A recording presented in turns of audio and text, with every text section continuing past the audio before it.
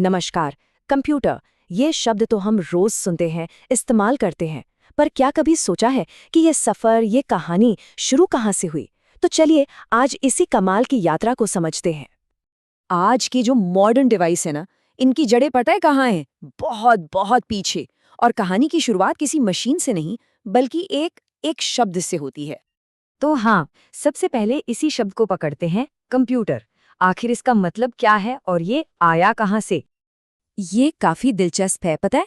Computer शब्द आया है लैटिन के कंप्यूटारे से, और इसका मतलब है बस गणना करना या टू कैलकुलेट। मतलब इस मशीन का जो असल काम था, वो तो शुरू से ही इसके नाम में ही छिपा हुआ था। अब देखिए, इलेक्ट्रॉनिक्स तो बहुत बाद में आया। उससे सदियों पहले भी हिसाब किताब करने की, गणना करने की जरूरत तो थी ही। और इसी जरूरत ने कुछ बड़े ही कमाल के मैकेनिकल डिवाइसों को जन्म दिया। जरा इस टाइमलाइन पर नजर डालिए। हजारों साल सोचिए। सबसे पहले 2500 ईसा पूर्व में आया अबेकस, जो तारों पर लगे मोतियों जैसा कुछ था। फिर वहां से नीपियस बोन्स, और फिर 1642 में जाकर आया पहला मैकेनिकल कैलकुलेटर पैस्कलाइन। मतलब इनोवेशन की रफ्तार कितनी कितनी धीमी थी उस वक्त। ब्लेज पास्कल का ये जो आविष्कार था ना, पास्कलाइन, ये एक बहुत बड़ी छलांग थी। पहली बार था जब इंसानों ने हिसाब किताब का काम एक मशीन को सौंपा था। सोचिए क्या कमाल रहा होगा वो। इसके बाद जो हुआ, वो सिर्फ एक नई मशीन नहीं थी, नहीं, वो एक एक पूरी नई सोच थी, एक नया विजन था कि एक मशीन आखिर क्या-क्या कर सकती है। और इसका श्रेय जाता है दो असाधारण लोगों को। और ये उसी कमाल की पार्टनरशिप को दिखाती है। एक तरफ हैं चार्ल्स बैबेज, जिन्हें हम फादर ऑफ द कंप्यूटर भी कहते हैं। उन्होंने एक मैकेनिकल इंजन का सपना देखा। और दूसरी तरफ एडा लवलेस, जिन्हें फर्स्ट कंप्यूटर प्रोग्रामर माना जाता है। उन्होंने ये समझा कि ये मशीन सिर्फ जोड़ घटाना नहीं, बल्कि कुछ भी कर सकती है, बस उसे सही निर्देश मिलने चाहिए। मतलब एक ने हार्डवेयर की नींव रखी तो दूसरी ने सॉफ्टवेयर की। हाँ, ये बात और है कि बैबेज का एनालिटिकल इंजन उस वक्त कभी पूरा बन नहीं पाया, लेकिन उसका जो डिजाइन था ना, वो क्रांतिकारी था, बिल्कुल रेवोल्यूशनरी। क्योंकि उसी में पहली बार वो 4 बेसिक चीजें थीं जो आज हर कंप्यूटर में होती हैं। इनपुट मतलब जानकारी देना, प्रोसेसिंग मतलब उस पर काम करना, मेमोरी यानी उसे याद रखना, और आउटपुट यानी नतीजा दिखाना। तो बैबेज का ये जो मैकेनिकल सपना था, वो अपने वक्त से बहुत आगे था। उसे हकीकत बनाने के लिए एक नई ताकत चाहिए थी, और वो ताकत थी बिजली। तो चलिए अब देखते हैं कि कहानी में बिजली की एंट्री कैसे हुई।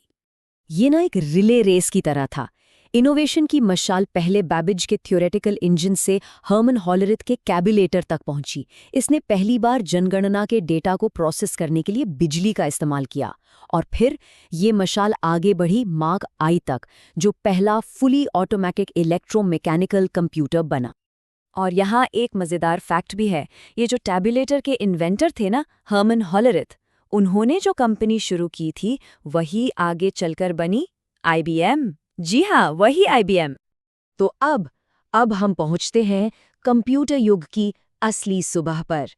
वो पल जब इलेक्ट्रोमैकेनिकल से मैकेनिकल हट गया और सब कुछ पूरी तरह से इलेक्ट्रॉनिक हो गया। साल था 1946 और सामने आया ENAC, दुनिया का पहला ऑल इलेक्ट्रॉनिक डिजिटल कंप्यूटर। और ये जो नंबर दिख रहा है, 5000, पता है ये क्या है? ये उतनी कैलकुलेशंस थीं जो ENAC सिर्फ 1 सेकंड में कर सकता था। सोचिए जरा। लेकिन ENAC जितना पावरफुल था, उसमें एक बहुत बड़ी कमी थी। उसे हर नए काम के लिए हाथ से मैन्युअली रीवायर करना पड़ता था। असली गेम चेंजर तो इसके बाद आया, EDVAC। इसने जॉन वॉन न्यूमन के स्टोर्ड प्रोग्राम कॉन्सेप्ट को अपनाया। इसका मतलब अब कंप्यूटर अपने निर्देशों यानी प्रोग्राम्स को अपनी ही मेमोरी में स्टोर कर सकता था। ये बहुत बड़ी बात थी। तो ये जो इलेक्ट्रॉनिक युग था, इसे कुछ जबरदस्त दिमागों ने मिलकर बनाया। JP एकर्ट और जॉन मॉचली, जिन्होंने ENIAC और UNIVAC बनाया, डॉक्टर जॉन वॉन न्यूमन, जिनका स्टोर्ड प्रोग्राम का आइडिया सब कुछ बदल देने वाला था, एलन ट्यूरिंग और मॉरिस विल्क्स जैसे और भी कई लोग थे। और फिर इस कहानी का अगला बड़ा पड़ाव आया UNIVAC 1 के रूप में। ये पहला कमर्शियल कंप्यूटर था। मतलब पहली बार ये पावरफुल मशीनें लैब से निकलकर बिजनेसेस और ऑफिसों तक पहुंची।